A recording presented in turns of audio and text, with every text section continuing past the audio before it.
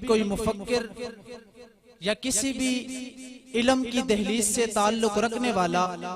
کہ جس نے حضور علیہ السلام کی شان میں کتابیں لکھی ہوں یا اشعار لکھے ہو اور اس کے بعد یہ دعویٰ کیا ہو کہ میں نے محبوب کی سیرت کا احاطہ کر لیا، میں نے محبوب کی سیرت کو مکمل کر لیا، آج تک ایسا کوئی انسان اس دنیا میں پیدا نہیں ہوا کہ جس نے حضور علیہ السلام کی سیرت کو لکھا ہو، جس نے حضور کی سیرت کو بیان کر لیا ہو، جس نے حضور کی سیرت کو جناب پھیلایا ہو اور پھیلانے کے بعد اس نے یہ دعویٰ کیا ہو کہ میں نے محبوب کی سیرت کو مکمل کر لیا، میں نے محبوب کی سیرت کو بیان کرنے کا بھی حق ادا کر لیا، میں نے محبوب کی سیرت کو لکھنے کا بھی حق ادا کر لیا، میں نے محبوب کی سیرت کو آگے پھیلانے کا بھی حق ادا کر لیا۔ آج تک ایسا کوئی انسان اس دنیا میں پیدا بولو آج تک کوئی انسان دنیا میں پیدا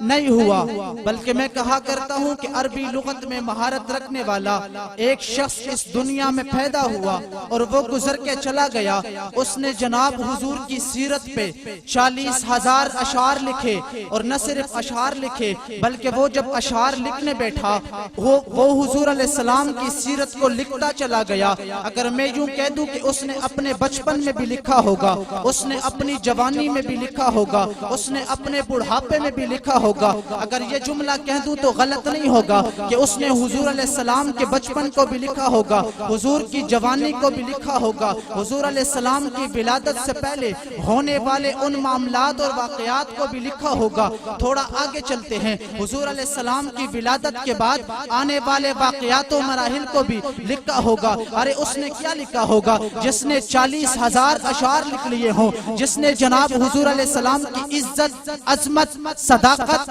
طہارت، تقوی، پاکیزگی کو لکھا ہو، ارے اس نے کیا لکھا ہوگا؟ جس نے 40,000 اشعار لکھے ہوں، اس نے کیا چھوڑا ہوگا؟ اس نے نبی کی سیرت کو بھی لکھا ہوگا، حالات کو بھی لکھا ہوگا، جنگوں کو بھی لکھا ہوگا، جرأت و بہادری کو بھی لکھا ہوگا، استقامت و بہادری کو بھی لکھا ہوگا۔ اس نے کیا لکھا ہوگا؟ ارے اس نے لکھا ہوگا جب وہ عظیم ہستی تھی، جب وہ عظیم چہرہ تھا، جب وہ عظیم انسان تھا کہ جسے آنے کے بعد، کہ جسے دیکھنے کے بعد آسمان کا چاند بھی شرماتا تھا۔ ارے جب وہ عظیم پیغمبر تھا کہ جسے آنے کے بعد اللہ نے نبوت کے دروازے کو بند کر دیا تھا، جب وہ عظیم پیغمبر تھا کہ جسے آنے کے بعد اللہ نے، جب وہ عظیم ہستی تھی جسے اللہ نے عالم ارواح کے اندر بنایا تو سب سے پہلے تھا، نمبر تو اس کا سب سے پہلے تھا، لیکن خالق کائنات نے اس کائنات کی ترتیب اس انداز سے بنائی کہ اس سے پہلے ابراہیم کو بھی بھیجا، اس سے پہلے عیسیٰ کو بھی بھیجا، اس سے پہلے